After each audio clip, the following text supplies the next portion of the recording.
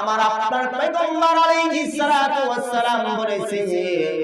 এই যে মিম্বারের সময় ওঠার সময় আমিন বলেছেন সাহাবীরা জিজ্ঞেস করেছিলেন আল্লাহর পয়গম্বর আপনি তো আমিন এভাবে কোন সময় বলেন না আমার আপনার পয়গম্বর আলাইহিস সালাতু ওয়াস সালাম বলে ও সাহাবীরা এই মাত্র জিবরিল আমিন আল্লাহর পক্ষ থেকে এসেছিলেন আর বলতেছিলেন তিনটা কথা বলেছে জিবরিল আমিন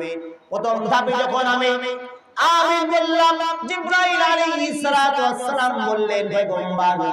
আপনার নাম শোনার পরে যে সাল্লাল্লাহু আলাইহি সালাতু ওয়াস সালাম দরুদ পড়ে না সে ব্যক্তি ধ্বংস হয়ে যায় আল্লাহর পয়গম্বর আমার আপনার নবী সাল্লাল্লাহু আলাইহি সাল্লাম বলেছিলেন আমিন দ্বিতীয় ধাপে যখন আমিন বলেন সাহাবীরা বললেন দ্বিতীয় ধাপে যখন আমিন বললাম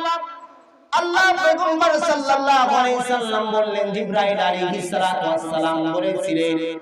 যারা যাদের পিতামাতা পাওয়ার পরে মা অথবা বাবা দুইজনের একজন যদিও পায় তাদের খিদমত করে জান্নাত নিতে দিল না পারল না সে ব্যক্তি ধ্বংস হয়ে যায়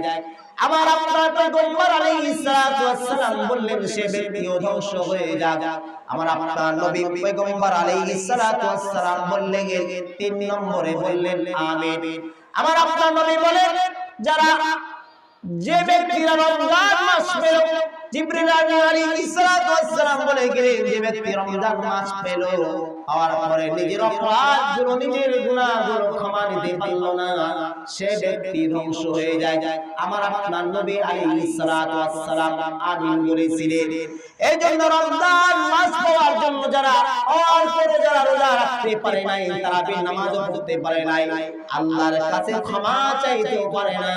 তাদের মতো পৃথিবীতে হতভাগা আর কেউ না।